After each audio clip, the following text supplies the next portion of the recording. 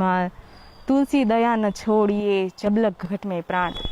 આ વાક્યને સાર્થક કરતો એક કિસ્સો મોરબીની અંદર છે। એક મહિલા જે છે કોઈ પણ નાત જાતના ભેદભાવ કર્યા વગર ધર્મ અને કર્મને સાથે રહીને જે કાર્ય કરે છે, જેનો આ અદ્ભુત ઉદાહરણ આપ અમારા આ ખાસ અહેવાલના મારફતે નિહાળો।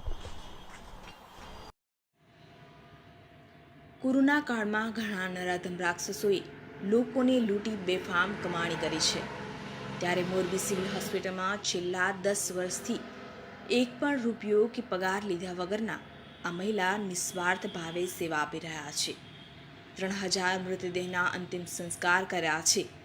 કોરોના બોડીને ઘરના સદસ્ય પણ અડતા બીવે છે। એ બોડીને આપણા હિન્દુ રીતિ રિવાજ મુજબ અંતિમ સંસ્કાર કરે છે। જી હા, અમે વાત કરી રહ્યા છીએ મોરબીમાં રહેતા મુસ્લિમ સમાજમાંથી આવતા હસીનાબેન લાડકાની।